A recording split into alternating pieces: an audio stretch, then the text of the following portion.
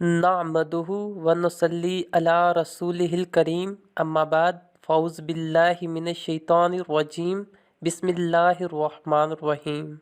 शुरू अल्लाह के नाम से जो बड़ा मेहरबान और नहायत रहम करने वाला है।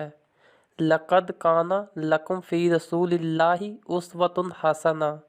यकीनन रसूल अकरम सल्लल्लाहु अलैहि वसल्लम की ज़िंदगी तुम्हारे लिए बेहतरीन नमूना है। आज हम एक ऐसा ही हज़ूर अकरम सल्लल्लाहु अलैहि वसल्लम की हयात तैयबा का सच्चा वाक़या बयान करने जा रहे हैं। जैसा कि जदीद तहकीक के मुताबिक इस्लामी अहकामात व इबादात पर अमल की बरकत से ख़तरनाक बीमारियां मुसलमानों से दूर रहती हैं।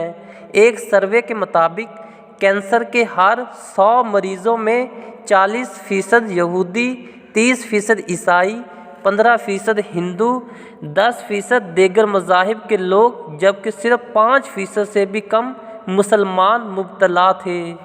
आँखों के अमराज की जब तहकीक की गई तो पता चला कि 35% ईसाई, 20% यहूदी जबकि सिर्फ 3% मुसलमान मुब्तला थे। इसकी वजह नमाज के वज़ू में चेहरे का धोना है।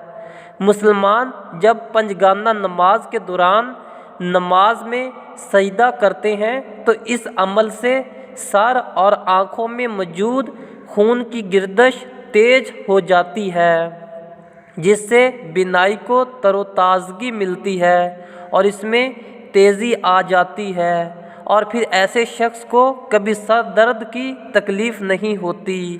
नमाज से कबल वज़ू करने से आँखें, हाथों और पाँव पर असर अंदाज होने वाली बीमारी के जरासीम धुल जाते हैं।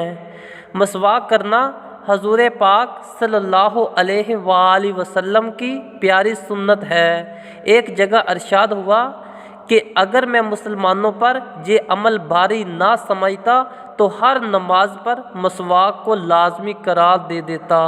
मसवाक के 70 फ़वाइद बयान किए गए हैं। इनमें एक ये कि मसवाक को बाकायदा इस्तेमाल करने वाला कभी कैंसर जैसे मौजी मर्ज़ का शिकार ना होगा। तहज्जुद की नमाज 4 घंटे की वर्जिश का मुतबादिल होती है।